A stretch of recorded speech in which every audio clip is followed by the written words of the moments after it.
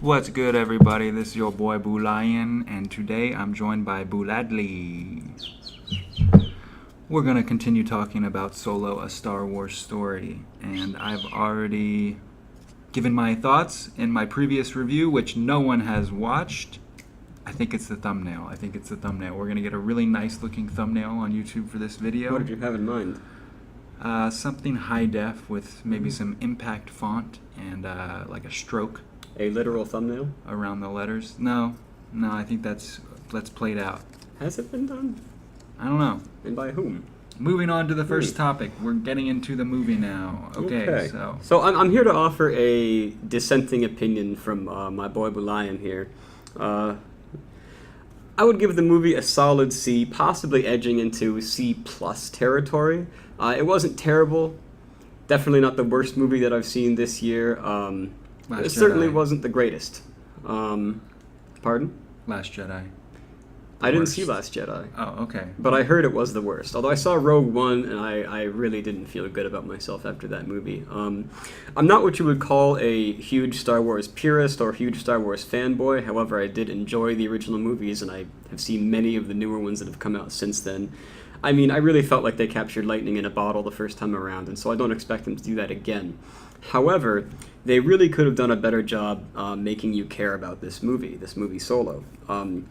It should have been better, is my main complaint. We know from the outset, because it's a prequel, where the story is going to end up. We know where Han Solo is going to land. He's going to land in debt to Jabba the Hutt, trying to escape, and then he meets Luke and the gang, and then the movie starts. So this movie, of course, starts way before that, when Han is a young man escaping from being a street urchin, essentially.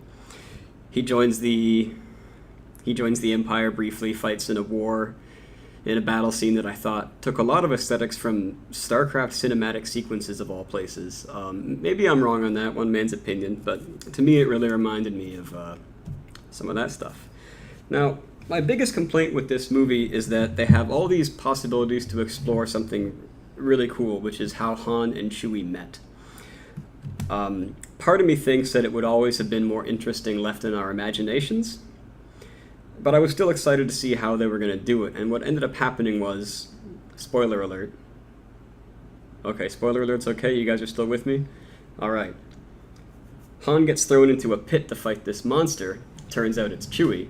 Yeah, it was very reminiscent of the Rancor scene. Very reminiscent, a clear nod to it, in fact. Yeah. And in one or two sentences of Wookiee, which Han somehow learned to speak, me and my friends all looked at each other and asked, wait, where did Han learn to speak Wookiee? That sounds like an interesting story unto itself. But moving right along, just by saying a few phrases in Wookiee to Chewie, all of a sudden they're like homies now, and he says, wait, I have a plan to get us out.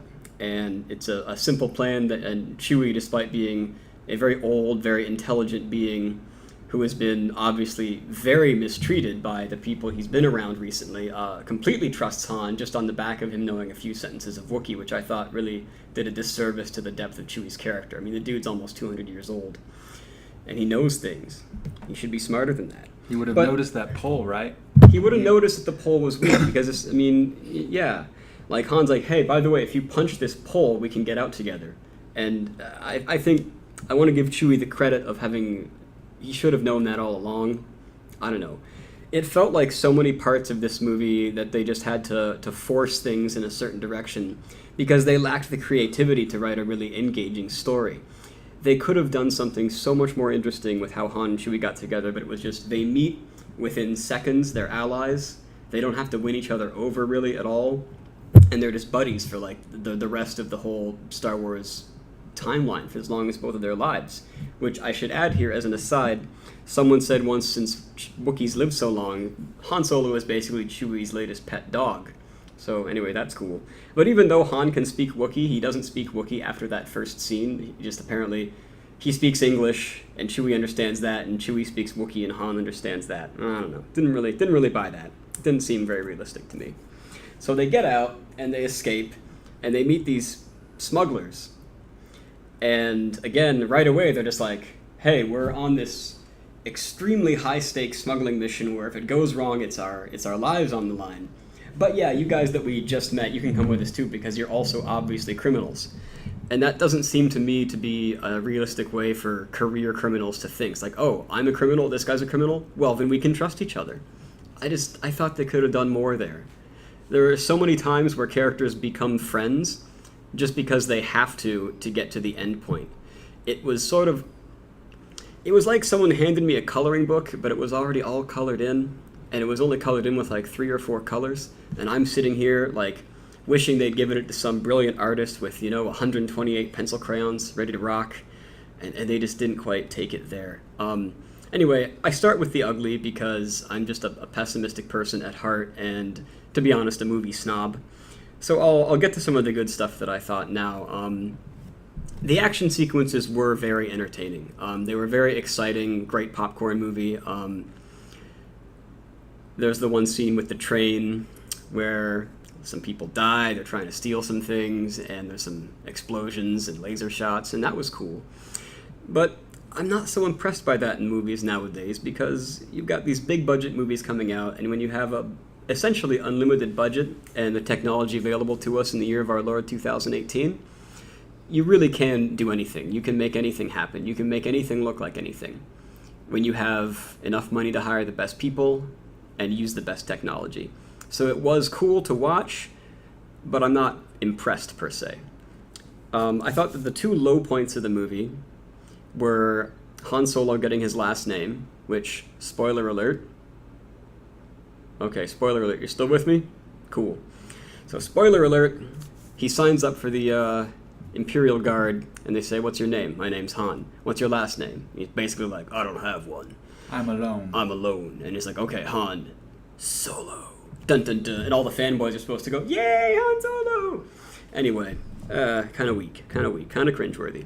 And the second one was that they brought Darth Maul back into the picture at the end, which, personally, I thought Darth Maul was a pretty weak villain, not very interesting, no real interesting backstory, not very compelling, not very scary. And the fact that they threw him in there in a way that was supposed to make you cheer and think, yay, Darth Maul, when it's a character that I don't like, really fell flat. That moment really fell flat to me. And that was the final moment of the picture, too. So, as you can see, I'm generously giving this movie a C. If you just like action movies and popcorn movies, you will have a great time when you see it. If you're a Star Wars purist, you will not. And Okay. that's my opinion. All right. Disagreements aside about the Darth Maul thing, I thought it was interesting to see that he was still alive. I'm curious to know where he's going to be for the whole events of, basically from Han Solo until The Last Jedi. Like, he's out there somewhere, I guess. Also, I have a question maybe you can help me with. When they, the guy who's trying to steal the coaxium from them on the train, and then I guess later he dies somewhere along the way, or he doesn't die, but when the reveal is made of who I like to call the Ginger Maya Rudolph, when she pulls her helmet off and she says, like, it's me, there's like, was I supposed to know who that is? I actually had the same question. I wasn't sure who that character was. For a brief second, I thought, is that Woody Harrelson's ex-girlfriend back from the dead? But it obviously was not that. Was she their daughter? At first I thought she was their daughter because she was so clearly like a African-American Woody Harrelson mix, but with red hair. She looked... Who was that? I have 2 guesses. Is either guess number 1, if I'm not giving them the benefit of the doubt, sloppy storytelling. If I am giving them the benefit of the doubt, then it's someone dredged up from deeper in the Star Wars universe than I'm familiar with. Yeah, they did. Lando said when he met Woody Harrelson, "You killed Aura Singh," who was, when the prequels came out, geared up to be this huge Boba Fett-esque bounty hunter threat, but in fact got like about 3 seconds of screen time as she's on top of this cliff watching a pod race. And she had red hair. So is it her daughter? Is it Aura Singh's daughter? I don't know. Who is that person? The mind reels. Maybe leave a note in the comments if you know who this lady is. Yeah, we're both well aware there are people out there whose knowledge of the Star Wars universe far exceeds our own. Shout out to Thomas if you're listening. Yeah, so I guess that about wraps it up. If you don't have anything... I'm sorry to interrupt. One final thought. The most disappointing thing about this movie, if I can backtrack a little bit, you have a chance there's a shower scene to see Chewie's junk and you don't. And to me, if they had just done that, this would have been the best movie of all time. To see Chewbacca's Wayne Dang package. Doodle. All right. Once again, agree to disagree on that. I think that was handled with taste. And You don't see Hans either. Either way. We were so close. All right, cool. Well, this is hitting a lull, but thank you. I think you've been a very articulate and well-spoken guest. I don't have any questions for you. This isn't really an interview. Okay, It's more well, like just you saying what you thought about the movie. well, sure. Till next time then. Yes, and thank you. Bye-bye.